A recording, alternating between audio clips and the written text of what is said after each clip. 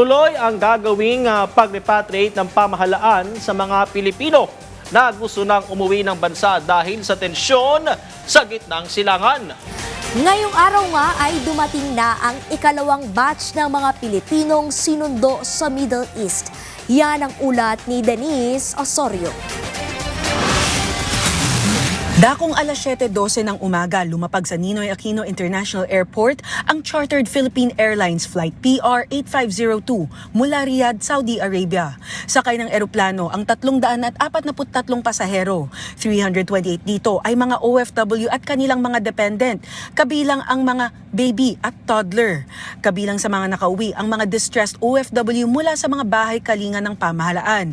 Gayon din ang mga humiling na makauwi dahil sa tensyon sa rehiyon. It's important to keep Filipinos out of harm's way. Yan, di ba? Naalala nyo yung press briefing ng ating Pangulo. Yan ang pangunahin niyang tagubilin or emphasis. The safety of Filipinos and kasama dyan, katuwang dyan yung effort ng host government. Isa sa mga nakasakay sa chartered flight si Janet Tevor, isang OFW na halos hindi na umabot sa listahan ng mga nakauwi ngayong araw. Ayon sa OWA, may mga pasaherong hindi nakatuloy sa biyahe dahil sa mga aberya sa kanilang mga papel, tulad ng exit clearance. Kaya kinailangang punuin ang mga nabakanteng pwesto at nakasabay si Janet bilang isang chance passenger. Matapos ang halos 3 buwan pananatili sa shelter dahil sa ilang kahirapang dinaranas mula sa kanyang mga dating employer. Naging huling pasahero si Janet kahapon. Kahapon lang talaga, ma'am, kasi hindi kami iniwan ng mga official doon. Gusto nila makasakay talaga kami.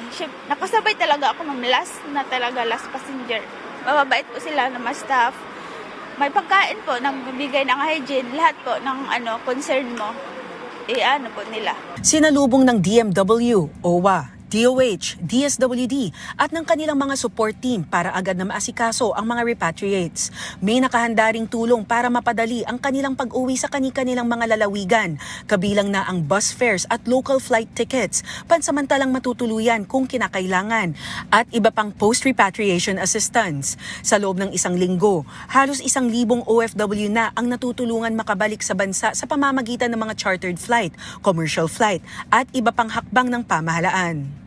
This cannot be done by one agency alone. That's why we appear here as one government. Yan ang bilin ni Pangulo. May nakahanda rin na serbisyong medikal para sa mga dumarating, kabilang ang paunang pagsusuri, gamot at pag-refer sa mga pasilidad na maaaring magtuloy sa kanilang gamutan. Nakatutok rin ang DOH sa mental health ng mga OFW at ng kanilang mga pamilya, lalo na sa mga dumaan sa matinding pangamba at stress. Kaya kailangan una muna meron tayong psychological first aid. Doon nalalaman kung merong evident or yung latent, kumbaga, later magmamanifest.